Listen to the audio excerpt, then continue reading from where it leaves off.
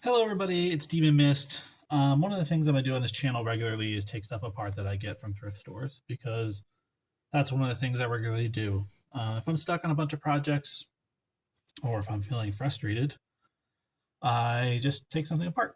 It's very therapeutic. Constructive deconstruction. Today's thing is a 530 lumen Coleman flashlight with these crazy Piranha LEDs in there that have their own lenses built into them. It's got a rechargeable battery. It was $6. I'm very curious about one, what kind of battery they used and whether I can repurpose it. And two, these LEDs, how do they cool them? Because those things get hot. So, a couple of things. If you want to start taking apart electronics, it's a great way to learn about how things are put together. Obviously, you can see how other corporations and stuff solve these problems. Just a couple of things to look up first. Look up what'll kill you, because certain kinds of electronics are very dangerous, even when they're unplugged. This one is out of juice, but I'm still going to treat it as though it isn't, because I don't know, there might be some giant capacitors in there that are holding a bunch of energy. Things that'll kill you. CRT TVs have these huge capacitors in them, and they can hold on a charge for a really long time.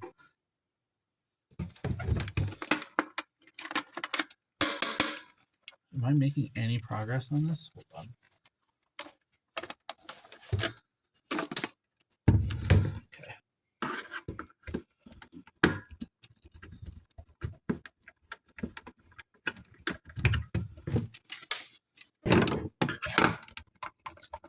So yeah, where was I? CRT monitors will kill you.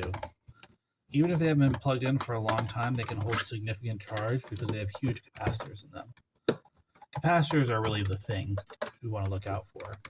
Even a capacitor that you are certain is dead might not be, and it'll get you. For little capacitors, that's not that big of a deal. In fact, it's a great way to learn a lesson. For a big capacitor, it'll blow your fingers off, or worse. The CRT tube TVs are insane in how much energy they hold. So that's one to look out for. Another one is microwaves. On their own, not that bad, but if you plug in the transformer in a microwave, you're working with a special kind of electricity that will not trip your circuit breakers. So if that energy goes into you, normally what would happen is you'd complete a circuit and the GFCI switch would shut off in your house and you have a shot at surviving, With microwave transformers, like you see people using to make those like wood burning arts, not true. It's not the case with those. It'll just kill you, zap you dead right away. You won't be able to let go. No one will hear it. There'll be no sign. Don't mess with them unless you absolutely know what you're doing. I don't play with them. I don't have a need to. How are we doing here? We've got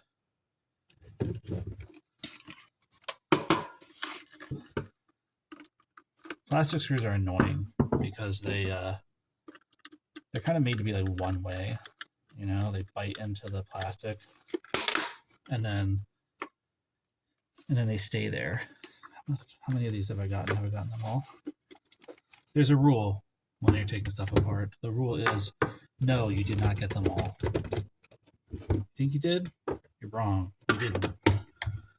I don't know where it is. All right. So microwaves, CRT monitors, those are the two big ones. Any kind of electricity is dangerous.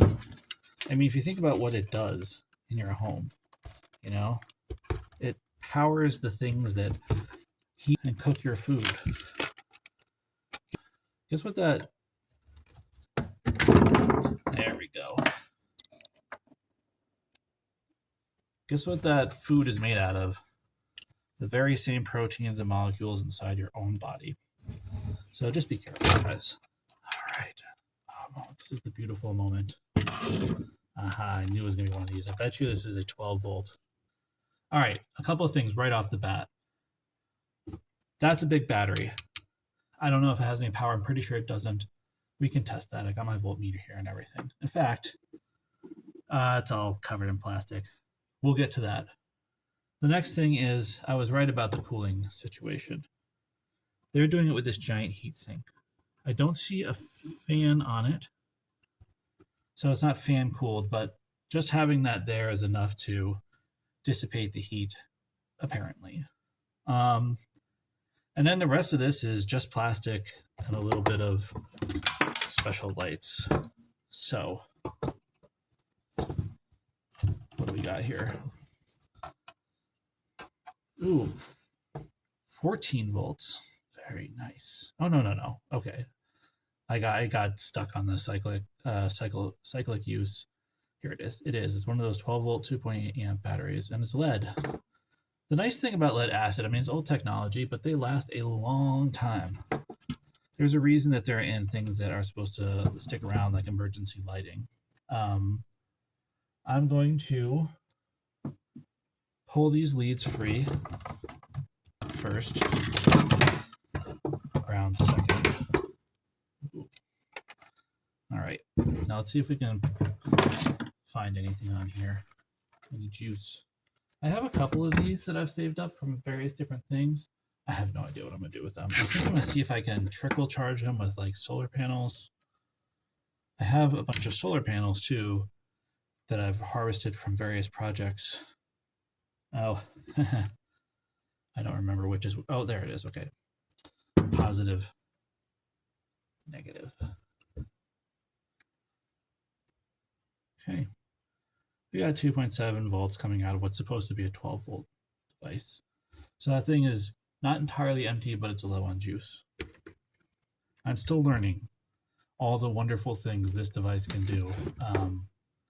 I am a noob compared to so many out there, but it is a lot of fun to learn. So guess what I'm not going to do? I'm not going to touch those leads. Even though it's only 2 volts, I'm not going to touch it. All right, next up, why don't we take a look at the board? Boards. Almost everything that's made like this is just press fit. The screws are just to hold the shell together. And it looks like they're... Okay, yeah. So this is the power going to the lights, and we're going to get to the lights in a second. The circuit board is not digital. It just has that one IC there. So this does have some logic in it, but there's no like microchip or anything. We got some resistors. Look at that bad boy. That's huge. Top Sutton. Why is that so big? Tell me. I always say Top Sutton. He's like one of my friends that watches these videos. I appreciate you, Top Sutton. I appreciate all of you. You've got a cool switch. It doesn't work anymore. It just goes in. It doesn't stay in. This is supposed to be a locking switch. Cool. I may have broken that. Look at this indicator LED, and it's just an LED, but it's kind of cool, and it's hooked up to this barrel jack. So, I mean, if you have any projects that have that you need to use a barrel jack input for, use this thing, and it comes with the indicator already in it. I love the wires. I almost always harvest all of the wires off of these things, but that's more of a later down the road kind of thing. So the board's pretty straightforward. Capacitors, ceramic capacitors, electrolytic capacitors, resistors, one IC, which I can't remember what that stands for, but basically they're like little logic chips. So pretty straightforward. I am going to cut this free. I know it has no power because I took the battery out, so I'm okay cutting both at the same time. If you cut them both at the same time while it's plugged in, you're going to cross... two more screws. You're going to cross those cables, and they're going to blast you. The thing that's crazy about working with electronics is that you just don't get blasted that much, so that when you do, it's always a learning experience. I've been lucky. I've never really gotten it. I think my electric fence around the chicken coop got me worse than pretty much anything else. How about that? The LEDs are right on it with this paste. Thermal paste, most of it's safe. Sometimes it isn't. There's some older thermal paste that's pretty nasty. Don't like, don't touch it. Don't lick it. you shouldn't do that anyway, but especially don't do it to this stuff. And if it's old and crumbly and turns into powder, do not breathe it in. All right. I think this is a very clever design. I like it. I'm going to leave this intact in case I want to do something with these lights. So I can power it up and blind myself, which leaves us with only one really last interesting part. And it's not even that interesting. That's just a bad, you're just a bad screwdriver, you know? Like, get out of here. When you're destroying stuff, it's okay to throw things. You have my permission. I doubt these videos will get a lot of attention. That's okay. They'll go in the long forms where people with attention spans, and I'm not one of those people, can watch. Sorry if I'm doing stuff off camera. My camera rig that I have here, it's better than it was when I first started doing this, but it's still all this old camera equipment with these like various camera arms sticking around.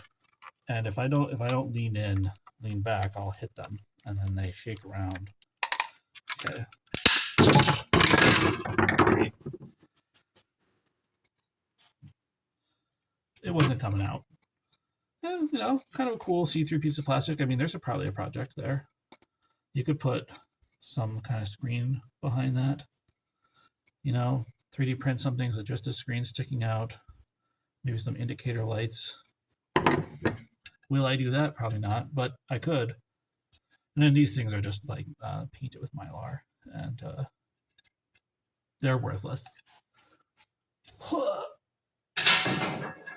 That thing flew really well. I take it back. That thing makes an excellent frisbee. All right. That's it. I took it apart.